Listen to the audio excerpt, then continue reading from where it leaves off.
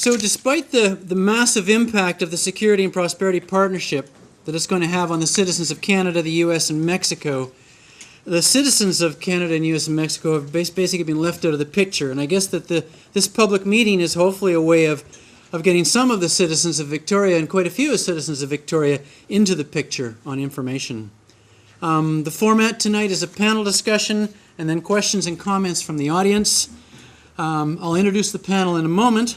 But I want to make it clear that the purpose of the panel is to bring together people who have some knowledge about the SPP, and we're going to be using Security and Prosperity Partnership, SPP acronym probably far too many times tonight, and share that information with you, and also for you to share your knowledge and concerns and questions with them.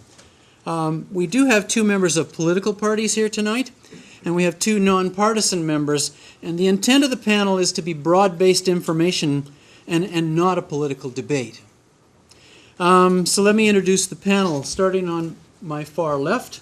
Connie Fogal is a lawyer, a teacher, a writer, and a politician. She's been the leader of the Canadian Action Party since March 2004. She's taught public school, and both in Saskatchewan and Ontario, and at the UBC Centre for Continuing Education. She was the Vancouver Parks Commissioner from '84 to '86, a director of the Kitsilano and Vancouver Community Resource Board from '75 to '79, and president of the Canadian Action Party from 1998 to 2004 before she became leader. On her right is Beau Filter. Beau is a social scientist and author of The Cause of Wars and Aggression. He has studied war since 1965 when he first worked in the U.S. Navy in a top secret war room. Beau's research encompasses relations between the U.S. and Canada from the early days to the present, including the SPP. As a panelist, Beau will be addressing aspects of U.S.-Canada military integration. And on his right is Bob Hansen. Bob is the chairperson of the Mid-Island Nanaimo Council of Canadians. He's been actively opposed to the Trade Investment and Labour Mobility Agreement, another great acronym, TILMA, which I'm sure you're familiar with, and also the SPP. He's retired from medical electronics and is making his way into documentary filmmaking with Manly Media to produce Trading Democracy for Corporate Profit. He plans to mass produce a DVD and post it on the internet. And last but definitely not least, and familiar to most of you, our MP for Victoria, Denise Savoie. She's a former Victoria City Councillor and adult educator with a Master's in Education. In her years of political life, Denise has championed a variety of issues, including environmental, education, housing, and social justice. She's a current member of the BC Parks Legacy Panel and a former member of the Provincial Capital Commission Board. So those are our panelists. I'm going to give each speaker 15 minutes to speak, and I will try and keep them on those 15 minutes because I know we want to have a chance for all of you to say a few words as well. So I'll start first with Connie Fogal. Thank you. I recognize a lot of faces here, and I'm going to assume that most people are reasonably informed, and there are other people who can pick up the holes. It's kind of great to be the last speaker because then you can tailor your speech accordingly. I excuse my voice, it's kind of hard for me to project. I'm suffering from some laryngitis. I'm supposed to talk primarily about nationalism, sovereignty, democracy, and those are principles that are fundamental, that we take for granted in this country because we've been fortunate to be born in or move to this country, the very best place in the world to live. We're the richest place in the world with all the resources that we have, both natural and human. There's no reason in the world why our people can't continue to have and increase their quality of life and standard of living in such a way that it is master in the world. At the same time, being generous to people across the globe in leadership. But let's just deal with, it's not a threat that's before us, let's deal with the restructuring, the horror of a restructuring of our system that's here. It's not something that's coming, it's not an if, it's not a maybe. There has been a coup d'etat, a hostile takeover of our sovereignty, of our democracy, of our right and capacity to make decisions in our interest. What has happened is incredible, but not really surprising if you pay attention to where the power has been and recognize that the leaders of our country, at both the federal and the provincial level, have totally capitulated to the power forces of influence and greed that have always been there, always been on the backs of the politicians, trying to make them do their bidding. We're talking about the most influential, most powerful military, industrial, corporate, financial elite. They've always been there, but we've had leaders in this country that have pushed them away. The disaster for us as citizens is that under a liberal government, going back to Chrétien's time, because the history of some of this terrible stuff that we're facing right now with the Security and Prosperity Partnership Agreement was signed with, in 2001 with John Manley, Deputy Prime Minister at the time. And you go into a number of agreements and arrangements that have been in place. Chrétien developed shingles was he's trying to push the U.S. back on Northcom. We're going to have a speaker talk about the military integration. The integration is here, big time. We now have guns on our borders. We now have a no-fly list, same as the U.S. have. Everything that's happening in the States is going to happen in Canada because the Security and Prosperity Partnership Agreement has said we're going to do it. It's not a treaty. It's not something we can attack in the usual kind of way. That's why it's so much more staggering and so much more stifling, so much more frightening, and requires not just your vigilance, not just your responsibility to be informed, because you are informed. You're here, you're becoming more informed, and you already are informed. But you people who are here right now, you are leaders in our community because you're here. And you have a responsibility because you have that capacity to go out and spread your information and your knowledge, and to go into your own courage and your strength inside yourself, and to push yourself, and to talk to people. And when they say to you, yeah, okay, I know about that, but I don't want to hear about it. I don't want to deal with it. Recognize they're not where you are. They're afraid. They're at the stage where they're afraid to face the horror of what's happening to us. And so you just be patient and you talk some more and you don't give up. We need courageous people and citizens. We have an entitlement in a democratic system of government, and I believe in government of the people, by the people, for the people. Never mind that those are words that came from Lincoln. They're still applicable to us. I believe in structures of government that are democratic. I believe in a process of creating and struggling for participatory democracy. I believe in struggling to make the electoral system we have more responsive, more sensitive, more real, make it deliver to us. I believe in somehow working hard all the time to create the mechanisms to compel those people that we put in position of government to do their duty, which is to serve us, and to compel those people who are betraying us, who are at the very leadership levels, by their capitulation to that powerful military, industrial, financial, corporate elite, to bow down to their agenda to take over the resources that belong to us, not theirs. They think the resources belong to them. They think the human resources as well as the natural resources are theirs to do with as they will. And when human beings get in the way, to hell with the human beings. We're only to be serfs. We're going back centuries. That's the reality of the agenda and the process. And you have to read the information. There's lots of good information put out by the Council of Canadians on the structure that's already here. And the most important message I want you to realize is that it's not an if. And you haven't got time to sit around and play and just theorize and be academic about it. You've got to realize, we all have to realize, we're in a crisis time, a severe crisis time. And we have to recognize that the apparatus that came down to us with the anti-terrorist legislation, which criminalizes our dissent, that anti-terrorist legislation has to go.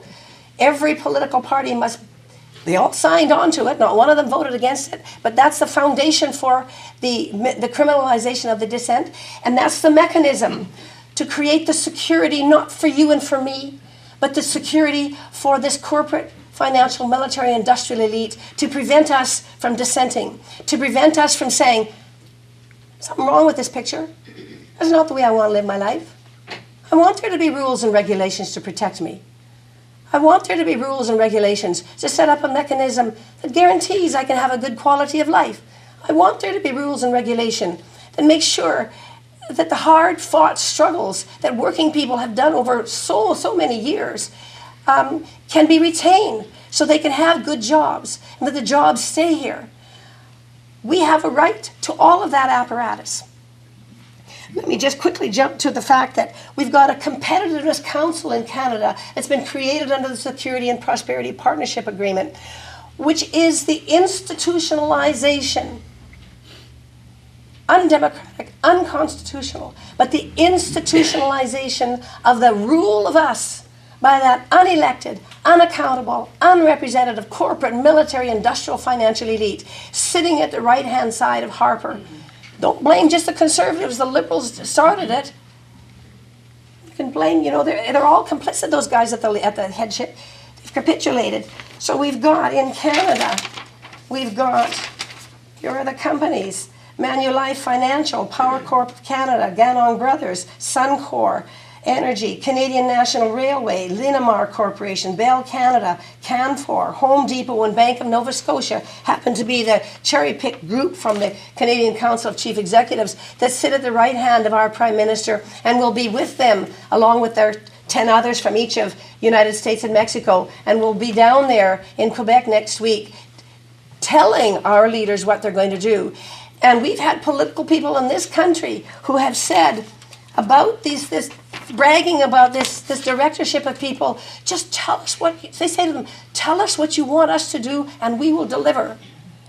Now folks, there's something pretty dramatically, horrendously wrong with that picture. And you must not accept it. None of us have to accept it. There's not much time. It's a long road that they're traveling, but they're traveling very fast.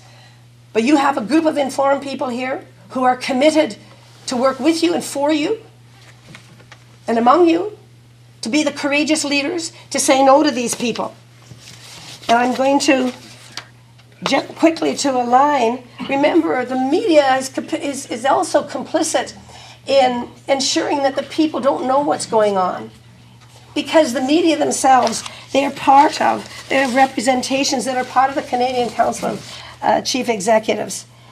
And you have to go back, it's not just these corporations that I'm talking about in Canada. You have to go back to the Rockefellers and the Rothschilds. You have to follow the money, as Linda McQuaig says. And I want to read a couple of quotes to you. David Rockefeller, founder of the Trilateral Commission, in an address to a meeting of the Trilateral Commission in June 1991, said, "We are grateful to the Washington Post, the New York Times, Time Magazine, and other great publications whose directors have attended our meetings and respected their promises of discretion for almost 40 years. It would have been impossible for us to develop our plan for the world if we had been subject to the bright lights of publicity during those years. But the world is now much more sophisticated and prepared to march towards a world government. The supranational sovereignty of an intellectual elite and world bankers is surely preferable to the national autodetermination practiced in past centuries. Don't you guys know that there's something wrong with you, that thinking you have a right to your self-determination?"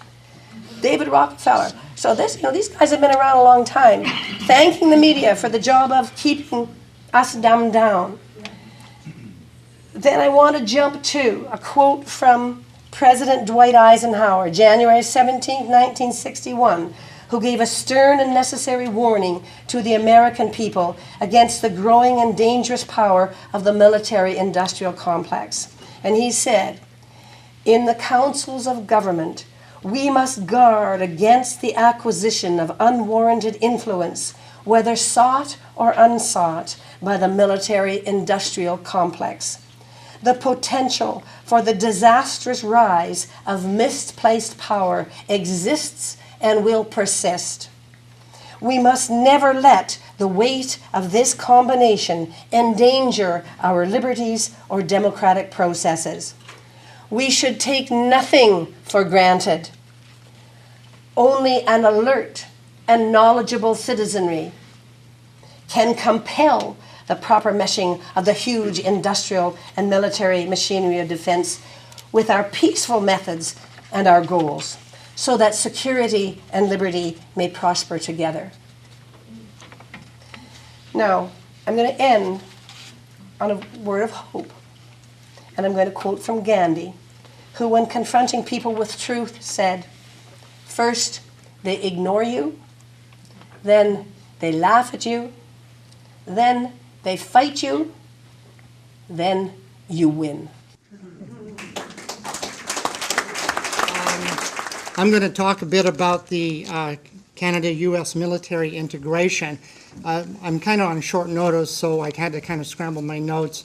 And but I'll try to make some just basic highlights that I think are the key points, and so I'll try to keep it within 15 minutes. First, as kind of a contextual point, in 1947, I thought this was important to include. The U.S. Department of War was changed to the U.S. Department of Defense, but they continued warring. The first thing we need to do is take back our language, because this is doublespeak, and we weaken ourselves when we engage in doublespeak and we go along with their talk of Department of Defense. Let's call an ace, a spade a spade. The Department of War is the Department of War. In 1946, the Unified Command Plan, UCP, was created, and it's well explained by a Lieutenant Colonel Marcus Fielding, and he says basically that the United States is the only country that has divided the globe into 5 major regions. And the Joint Chiefs of Staff issued the first version in 1946. It's been revised 20 times since then, and the last one was revised on March 1st, 2005, signed by the unelected President George Bush. The most important one that's specific to us is the U.S. Northern Command, NORTHCOM, as I'll refer to more as I go along. In 1958, May 12th, NORAD was created, established jointly by the United States and Canada. And the most important key, it says a lot of things. You know how wordy these documents are, and they go on for pages and pages. But the most important point I draw out of there is that, quote, "It provides control of the airspace of Canada." And this, the command is in Cheyenne Mountain Operations Center near Colorado Springs, Colorado. The Canadian Forces Air Command, AirCom, is the Air Force element of the Canadian Forces and a partner with the United States Air Force under NORAD. Now, in all the literature I reviewed, I never saw once where they referred to this partnership as equal. We are to assume, or they imply that it's equal, but we know better than that. When NORAD is in Colorado and an elephant lives next to a mouse, the elephant does the talking, as we know. I'm going to fast forward to 2002. We know what happened in Waco, Texas, April 23rd. This is the initiation of the SPP. And, of course, it's responding to the private corporations, as Connie so eloquently pointed out.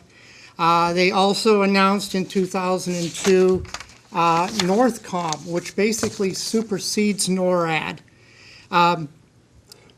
Defense Secretary Donald Rumsfeld boasted, I need to quote him, "NORTHCOM with all the North America as its geographic command, is part of the greatest transformation of the Unified Command Plan since its inception in 1947.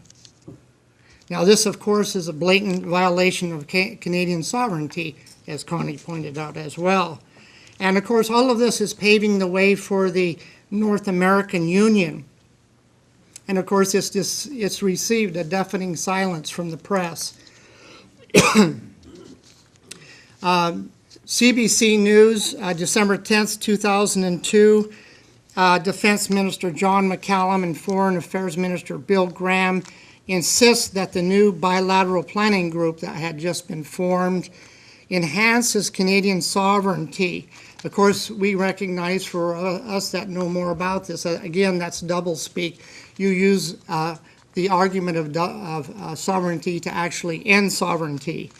And the BPG, or the Bilateral Planning Group, was formed in the wake of Prime Minister Chrétien's refusal to join Northcom. And of course, in a way, this constituted a part of a military coup, because the military leaders continued working with their U.S. bosses around the clock and behind Chrétien's back, if he didn't know it anyway. Worse, following Prime Minister Paul Martin, and the Liberals fully endorsed the initiative, as did the Conservatives.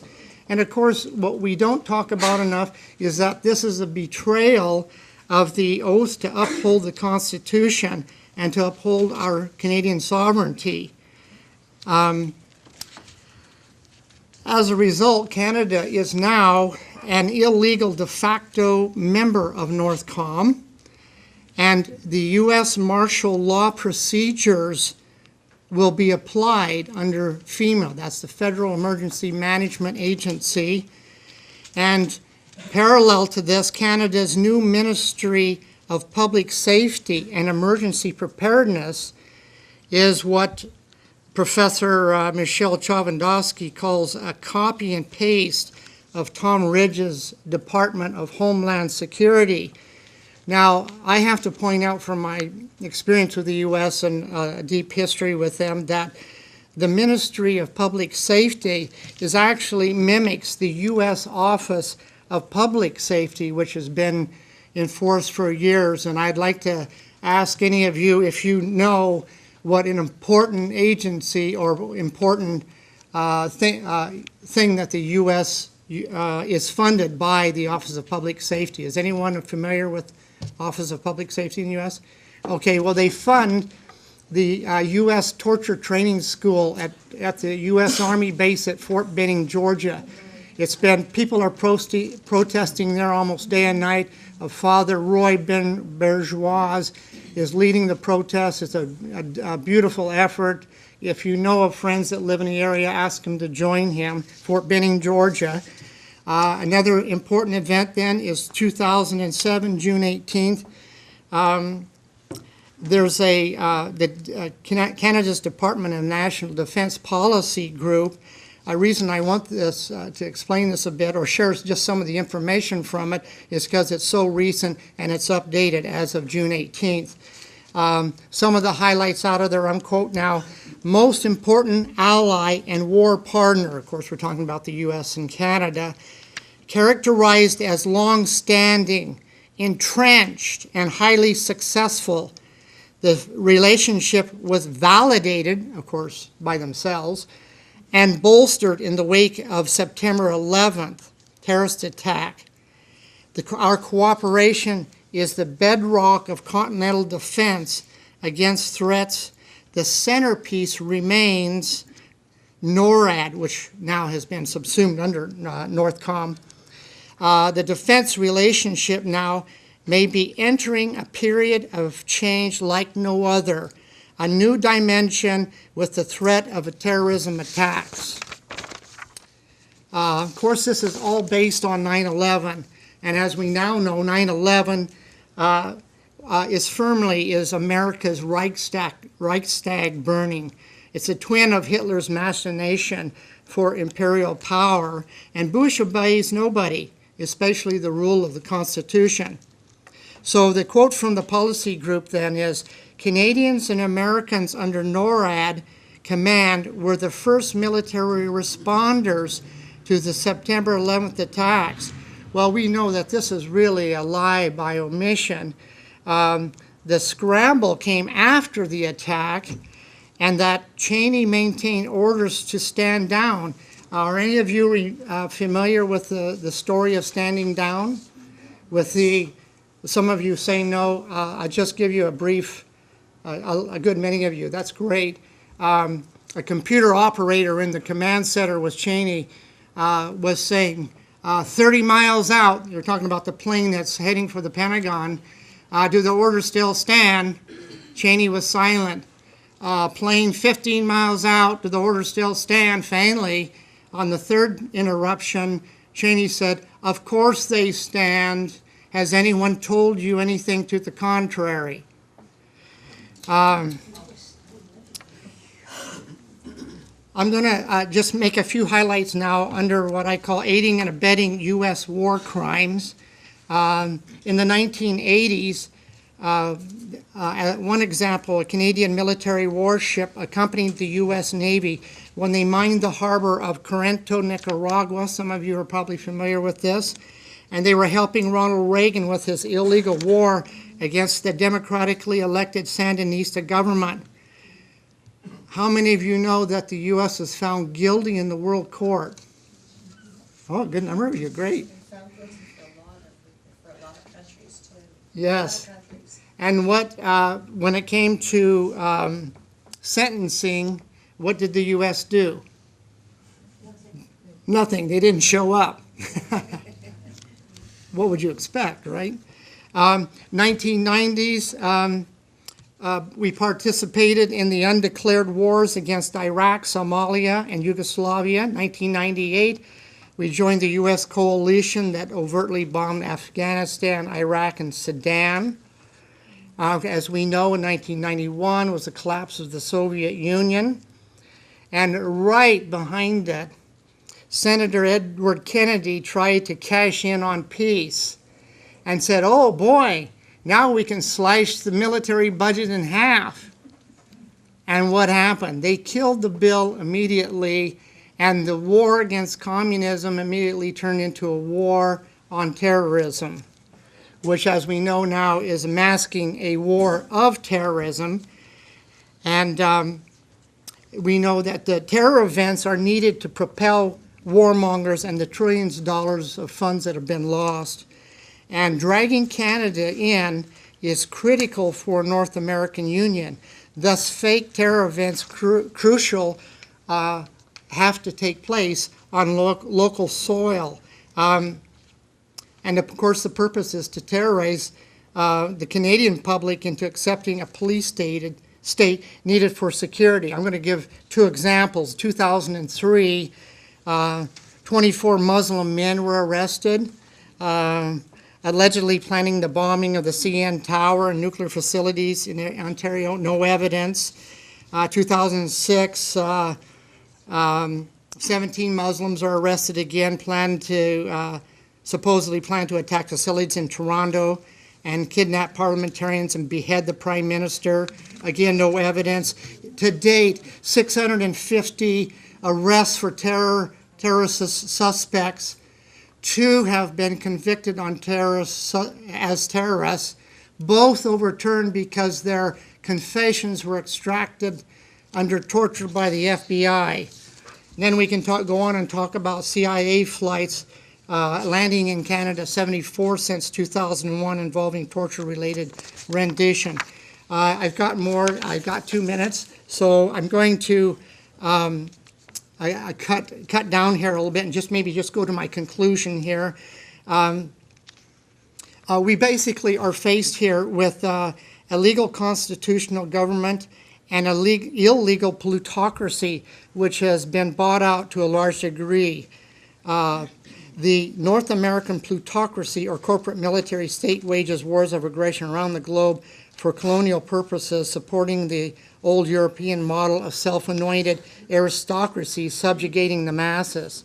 This master-slave relationship, by the power of money, is fed day and night by the plutocratic propaganda media as freedom, democracy, and national security, as you all know. I have a few things maybe later in the question-answer period. I have 3 signs of hope I'd like to share with you. And so I'll just leave it for there for now. Thank you. Well, first of all, thank you for coming. It's an important topic to debate and discuss and get more information about. And as someone mentioned earlier, it's been very difficult to get mainstream media to cover it. It's as if there is a blackout, a news blackout on this issue. You know, I've had the opportunity and the privilege to represent you in Ottawa and to be pretty close up to government in the last year and a half. And I have to say that sometimes I've felt sort of like an anthropologist taking notes, observing this strange tribe on my left a little bit and on the other side of the house with even stranger customs. But nevertheless, there's been opportunities for real debate on issues last year like climate change, where we really spearheaded and led a real debate on that issue. On Afghanistan, we forced again a debate on those subjects. But I've felt the frustration of being unable through rhetorical means that I have of convincing the government that their path is wrong-headed. But in all those debates, as frustrated as I might have felt, I had facts in front of me. I had, in debating the Climate Change Act, I had facts from the Parliamentary Library. I had access to the scientists on the Intergovernmental Panel on climate change, and on it goes, for every bill that's before us. And when it comes to this particular issue, nothing. There is no information. The documents that we get back from ATI, from our access to information requests, are blacked out or scratched out. So that's the challenge that we've been facing. So tonight, what I'd like to do in the time I have, I thought that Bo and Connie have talked about what the partnership, the so-called prosperity security partnership is. Bo's focused on one particular area of it, which is the military side, the military integration. But this partnership, this agreement, encompasses over something like 300 initiatives. And it's pretty daunting when it comes down to it, because we don't, when people respond, to get people to inform them, to respond, you have to bring them facts and show them, here are the facts and here's how it's going to affect your life. And it's very difficult to access those facts right now. And I'll give some examples of that. But basically, that's what it does. It proposes to merge our regulations, merge our policies, our regulations with those of the United States. And basically, the purpose of it, maybe to oversimplify, but I don't think so, is so that it makes it easier for big corporations to fit into American business. That's the whole purpose of it. So what I'd like to do is, because it's not been very well covered by mainstream media, is to talk about why we are concerned, why the NDP specifically is concerned. And some of these points have already been mentioned by Connie and Bo. And I'd like to also tell you what we're doing, because you're not finding out. The media is not reporting what we're doing. So very simply, we are opposing it because there is no public scrutiny on it. There is no democratic mandate on it, and there's no parliamentary oversight, except that which we obtained through parliamentary hearings, my colleague Peter Julian. And, you know, I'd like to make some remarks on the parliamentary process, or the lack of it, I think is closer to the truth. So it, as has been said, it will infringe on, it does infringe on Canadian sovereignty. Under SPP, Canada will have less sovereignty, will have less ability. Can you all hear me in the back? Good. We'll have less ability to act in the public interest, in the interests of Canadian citizens.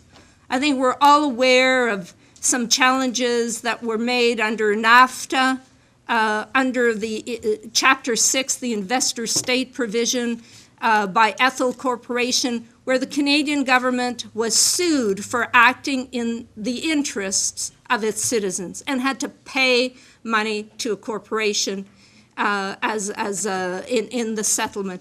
Well, I think it was Maud Barlow who said this agreement is like NAFTA on drugs. So you ain't seen nothing yet. It's going to, I think it's already linked. We've talked about the no-fly list. That's going to be part of it. Water is certainly part of it, and I'll talk about that a little more. Energy is a huge part of motivating force of this. We know that the Americans are concerned about their supply of oil and so on. Canada and Mexico have good supplies, so this makes it very attractive. And just this year during question period, we found out that there was to be a harmonization of our regulations over pesticides. And we questioned the minister as to the implications of it, because the Americans themselves stated that it would involve lowering our regulations. Now, as far as I know, Canadian municipalities, hundreds of Canadian municipalities, have taken it into their own hands to pass bylaws reducing the use of pesticides. So I don't think, Canadians, that it represents the Canadian population's will to increase our use of pesticides and to reduce our standards, which is the case in this particular initiative. So what have we done about this? And first of all, my colleague Peter Julian, who's the critic in this area and has been doing amazing work on a very complicated issue. But what we have called for as a party is a transparent, accountable public consultation and parliamentary debate on the SPP process. In a democracy, that's what you do. You ask your representatives to study, to analyze a bill, and to debate as to what represents the public good or public interest. And that has not happened, but that is what we're calling for. Appropriate steps must be taken to ensure that ongoing discussions and decisions are halted and that we have a full legislative review and public debate and vote in Parliament.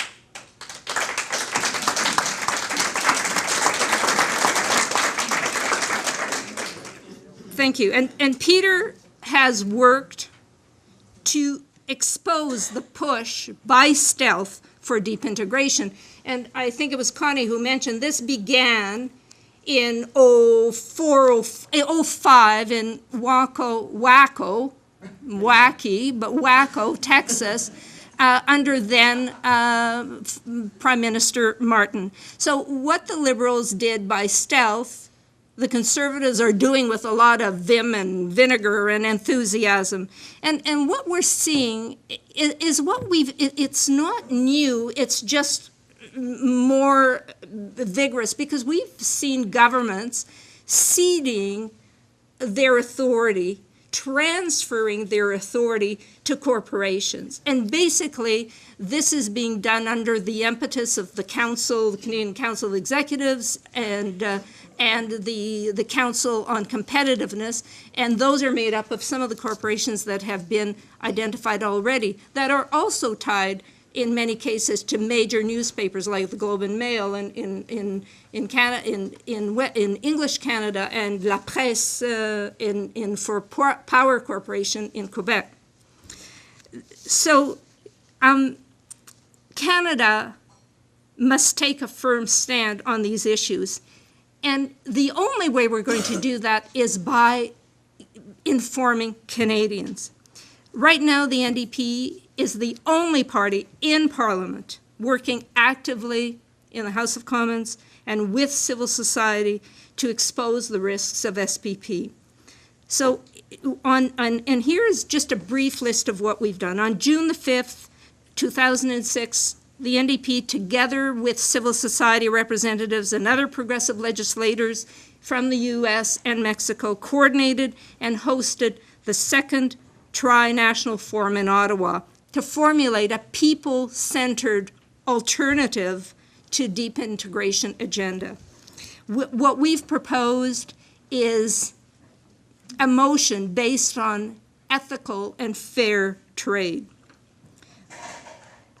We've, in fact, tabled a motion. Peter Julian has tabled a motion in the Standing Committee on International Trade calling on the Harper government to base its trade policies on ethical principles. And this is just the first in a series of motions that we're going to bring to that committee.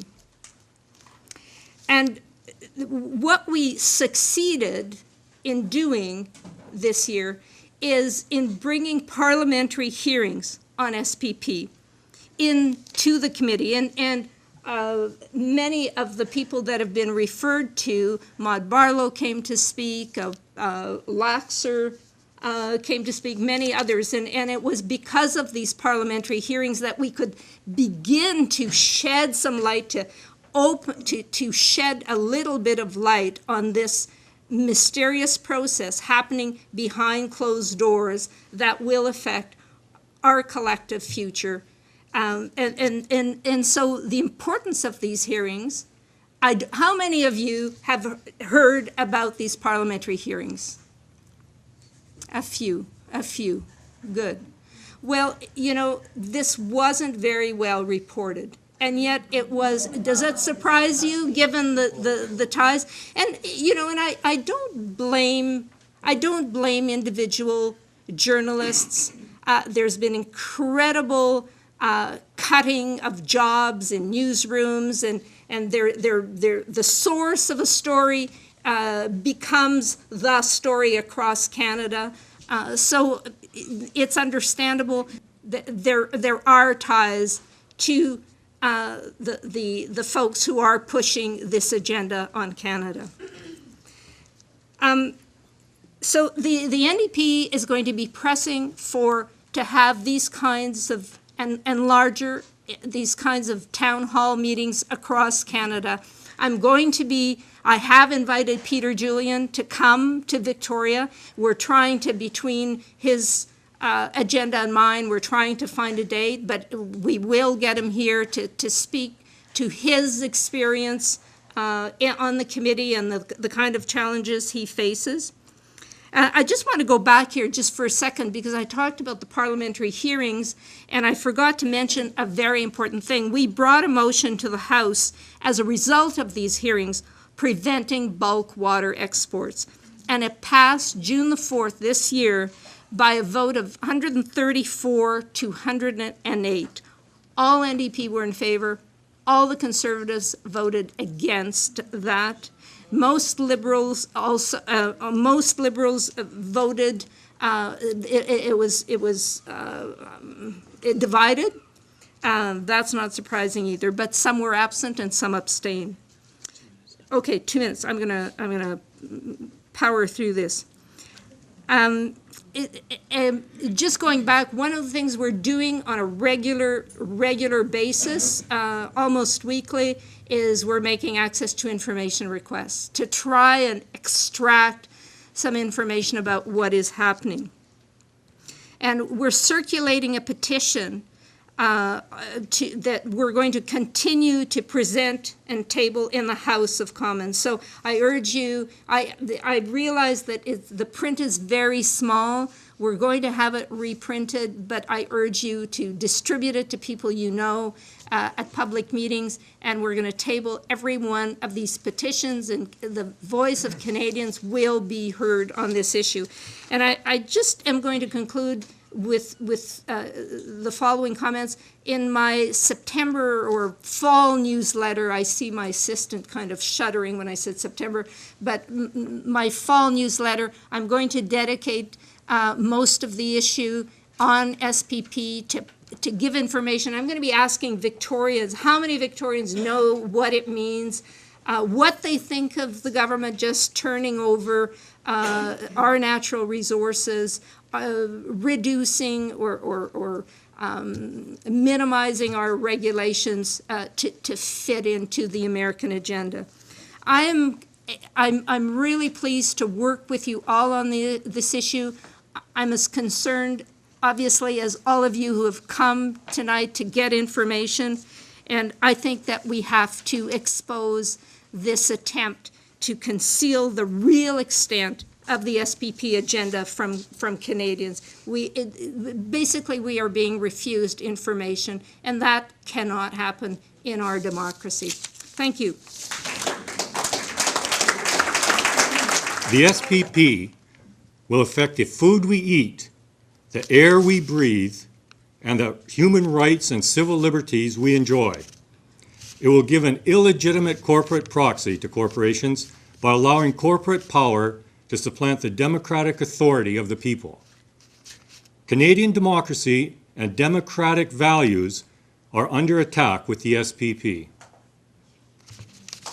Canadians are facing the greatest crisis since Confederation. Now you might say, well, we went through 2 world wars. How can that be? When we fought those world wars, we were united as a nation. We knew what the objective was, and we knew what the enemy was, outside our borders. Now the enemy is within our borders and hidden. It's out of view.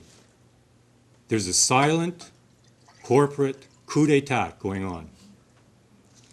How did we get here? If we examine a little bit of how we got here, maybe we can look at other ways to get out, including, of course, traditional democratic parliamentary processes. But is that enough in this situation? No.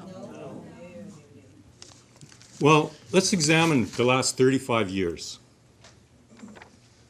Trudeau was PM for a total of 15 years and 5 months.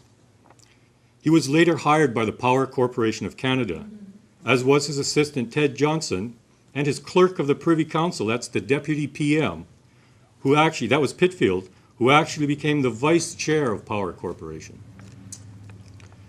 Trudeau commissioned the Royal Commission on the Economic Union and Development Prospects of Canada, the MacDonald Commission, which led to the FTA. Now, they didn't survive for that commission to come to fruition. The Mulroney government, which, when they won the election from the Liberals, said we would not support that kind of agreement, the MacDonald Commission came through and said we should have it. Well, Mulroney got on board and said, yeah, we'll support it. He was PM for 8 years, 9 months. He signed on to the FTA and tried to import it, tried to use it immediately, and there was a hue and cry. Do you remember that back in 88, 89? What had happened just previous to that was the federal courts had decided that third parties could contribute money, unlimited amounts of money, to political issues around election times. And the Business Council on National Issues, which has been referred to now as the Canadian Council of Chief Executives, which they are called now, dumped millions of dollars into that election in 1989. And they just overwhelmed the public interest and knowledge on this subject. And even though there was a majority opposed to the FTA, the Mulroney government won the election and installed the FTA. Well, right away, the Chrétien government said, hey, if we got elected in the next election, we'd kick the FTA out. Chrétien was PM for 10 years. He said he would kick out the FTA. He nibbled around the edges on it. Guess what? He signed NAFTA.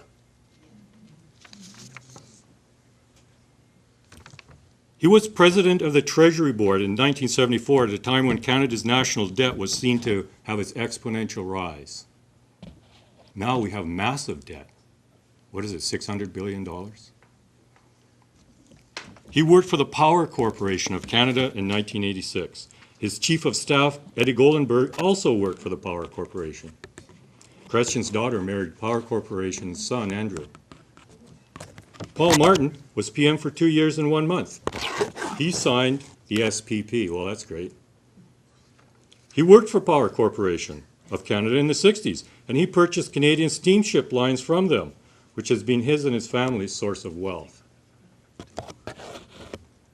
Now, Mr. Harper, Premier Harper, Prime Minister Harper, he was a young Liberal Club member in university.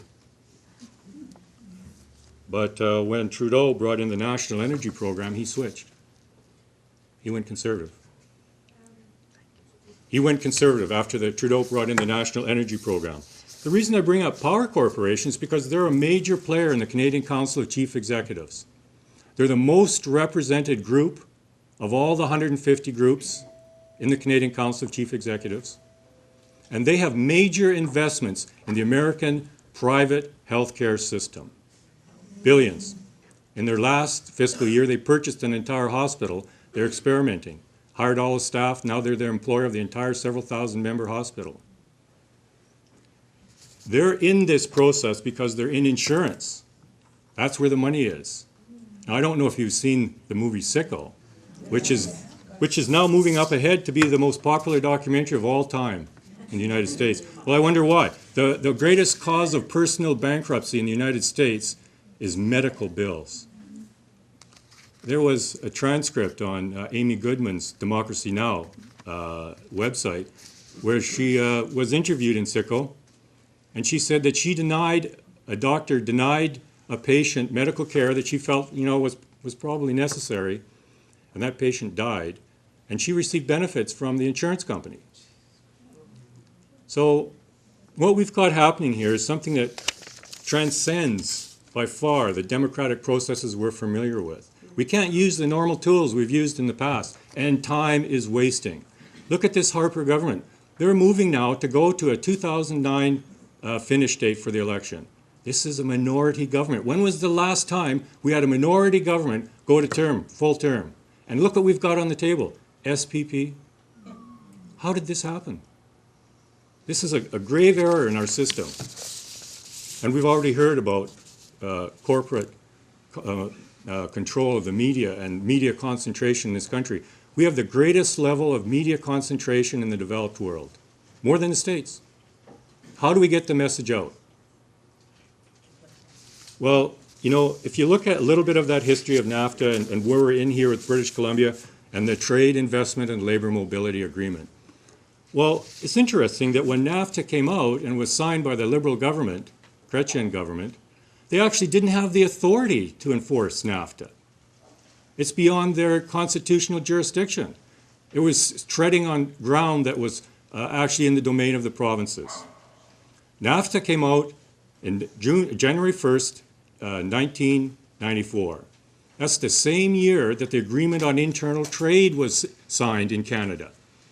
1994. So they were developing this Agreement on Internal Trade, saying that it was to reduce trade barriers amongst the provinces, when really it was because they needed some mechanism to force the provinces so they could adhere to NAFTA. And here's a part of NAFTA that they had to adhere to. It's Article 105 called the Extent of Obligations.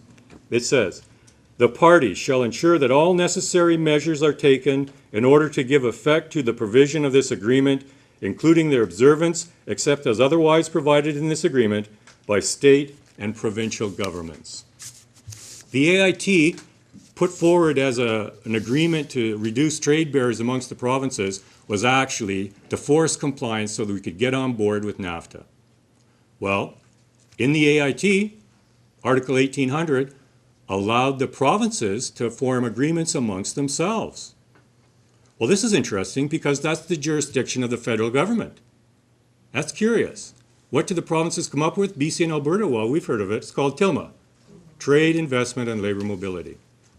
Any regulation, any standard, any law, any procedure, any policy that impairs or restricts trade, investment, or labor mobility can be challenged to the adjudication panels, and persons or corporations can receive up to a $5 million award if they're found to be in those regulations were violating their right for a profit. Well, what regulation does not impact a right for a profit? That's why we have regulations, standards. And that's why Canada is such a popular place in the world to live. It's our standard of living, our quality of life.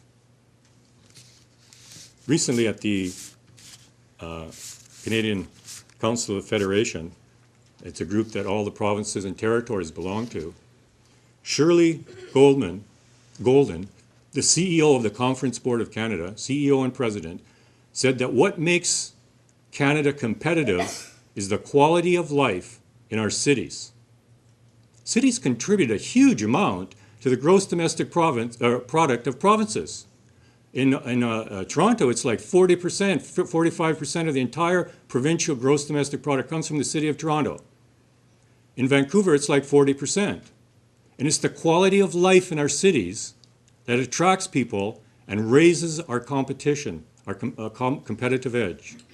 Now, you look at Tilma, purported to level the playing field between the provinces of BC and Alberta.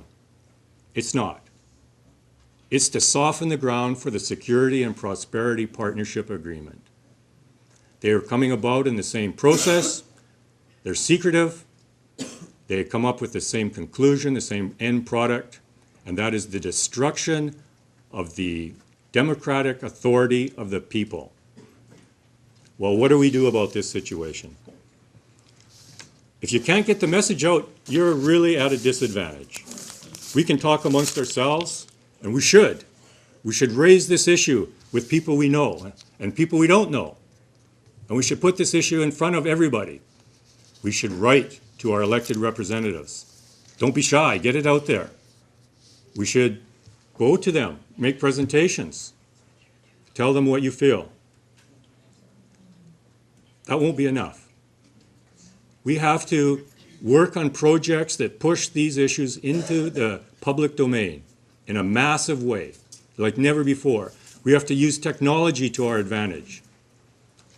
We at the Nanaimo Chapter of the Council of Canadians, at the beginning of this year, looked into the 7 campaigns of the head office of the Council of Canadians, and we only had a small group of workers in our club, our group. And we thought, we can't do justice to those 7 campaigns. We have to select something that is a common thread amongst all of them. We thought it was the corporate power supplanting the democratic authority. Well, what represented that to us? It was Tilma. So we burned on Tilma, and we made presentations to half a dozen municipalities, regional districts in our area. Some of it was successful. The level of knowledge in those elected representatives back in March was astounding. They had no knowledge of it. It was shocking. How could we go this far with such a all-encompassing, what's called in the industry, a top-down agreement? That's what Tilma is. Everything is included and only stated exceptions are excluded.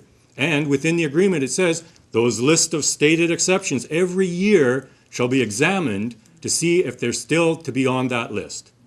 Wow. Where does a municipality get the resources to keep that up? In Oregon, they have a similar situation called Measure 37. And it's cost them, it's only on land usage, and they've had already $10.5 billion of lawsuits in 18 months. Thank you.